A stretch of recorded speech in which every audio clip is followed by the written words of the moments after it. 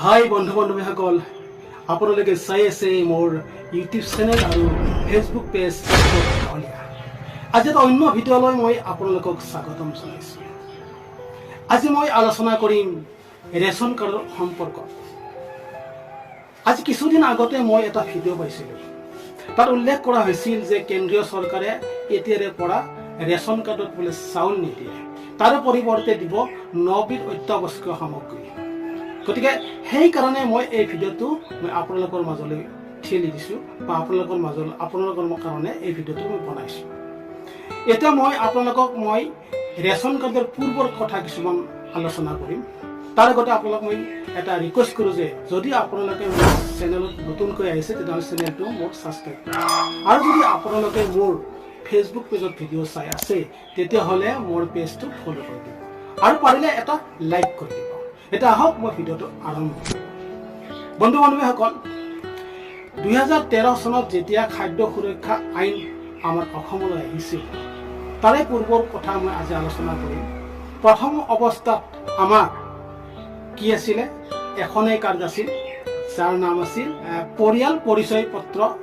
এইখন কাৰ্ড আছিল, আৰু সেই কাৰ্ডখন যেতিয়া আমাৰ মাননীয় মুখ্যমন্ত্ৰী প্ৰফুল্ল কুমাৰ মহন্তই মুখ্যমন্ত্ৰী হৈ আছিলে, সেই সময়তে এই কাৰ্ডখনৰ দুটা ভাগত বিভক্ত কৰা হৈছিল। কেনে? এখন হৈছে BPL কাৰ্ড আৰু এখন হৈছে APL কাৰ্ড। BPL কাৰ্ড মানে হ'ল দৰিদ্ৰ সীমাৰেখাৰ তলৰ ব্যক্তিসকলৰ কাৰণে এই BPL কাৰ্ডখন প্ৰদান কৰা হৈছিল, আৰু যিসকল দৰিদ্ৰ সীমাৰেখাৰ ওপৰৰ ব্যক্তি হয় সেইসকলৰ কাৰণে এই APL কাৰ্ডখন প্ৰদান কৰা হৈছিল। এই দুখন কাৰ্ডে আছিল আমাৰ APL আৰু BPL। তাৰ ভিতৰত আৰু এখন 2000 চনত এখন কাৰ্ড আমাৰ মাজলৈ আহিছিল। সেই কাৰ্ডখন হৈছে AAY, মানে অন্তোদয়া অন্ন যোজনা। সেই কাৰ্ডখন আছিল দৰিদ্ৰ সীমাৰেখাৰ তলৰ ব্যক্তি, মানে তলৰ ব্যক্তি, মানে একদম শোচনীয় ব্যক্তি।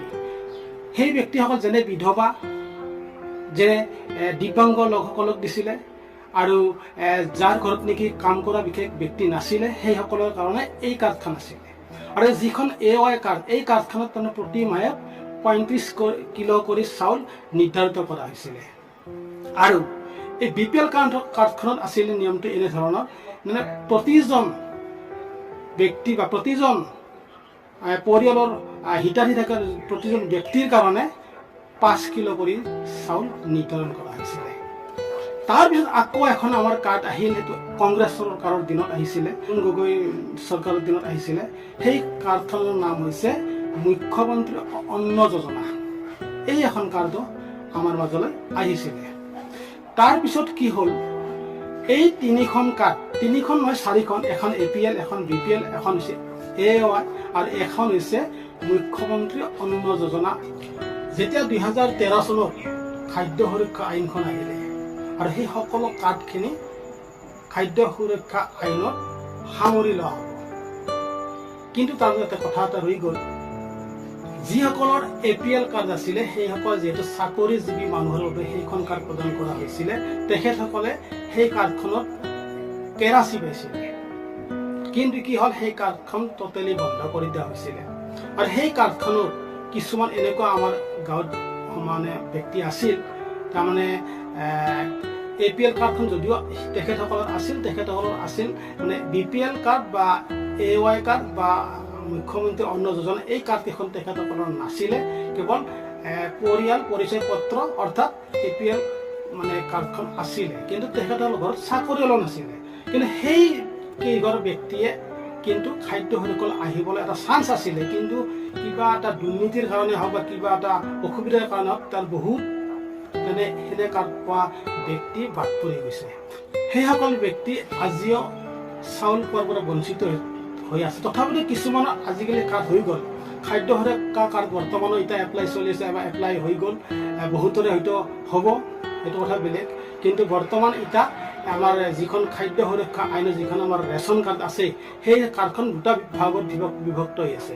এটা হৈছে AOYৰ পৰা অহাবিলাক, আৰু এই তিনিখন যে আহিছিলে APL, BPL আৰু কি আছিলে মুখ্যমন্ত্ৰী অন্ন যোজনা, এই তিনিখনৰ পৰা এটা ভাগ কৰা হৈছে। আৰু যিখন AOY কাৰ্ড আছিলে সেইখনৰ পৰা এটা ভাগ কৰা হৈছিলে। এখনে তাৰমানে 35 কেজি ফিক্স পাবই। আৰু BPL মুখ্যমন্ত্ৰী আৰু APL থকাখনৰ এইখন প্ৰতিজন ব্যক্তিৰ কাৰণে মানে এখন পৰিয়ালত প্ৰতিজন ব্যক্তিৰ কাৰণে 5 কিলোকৈ চাউল নিৰ্ধাৰণ কৰা হৈছিল। গতিকে মই এতিয়া ক'ব খুজিছোঁ এইটোৱে, এই যে কথাটো আহি পৰিছে যে চাউল দিয়া নহ'ব, ইয়াৰ পৰিৱৰ্তে 9বিধ অত্যাৱশ্যকীয় সামগ্ৰী দিয়া হ'ব। মই এই অঞ্চলটো ঘূৰি জানিব পাৰিছোঁ যে যদি কাৰ্ডৰ পৰা চাউলটো সঁচাকৈ বাতিল কৰে তেতিয়াহ'লে ৰাইজৰ অৱস্থা একেবাৰে শোচনীয় হ'ব। সেইকাৰণে মই ৰাইজৰ হকে মই চৰকাৰক অনুৰোধ জনাওঁ যে সকলো পৰিয়ালকে ৰেহাই মূল্যত চাউল দিয়াৰ লগতে নিত্য প্ৰয়োজনীয় সামগ্ৰী যেনে আটা, চেনি, মিঠাতেল, কেৰাচিকে ধৰি যি 14বিধ নিত্য প্ৰয়োজনীয় সামগ্ৰী আছে সেই সকলোবোৰ যাতে চৰকাৰে যোগান ধৰে। গতিকে আপোনালোকে কোনো চিন্তা কৰিব নালাগে। যদি ভিডিঅ'টো চাই ভাল লাগিছে তেতিয়াহ'লে এটা লাইক কৰিব। আজি ভিডিঅ'টো ইমানে, ধন্যবাদ।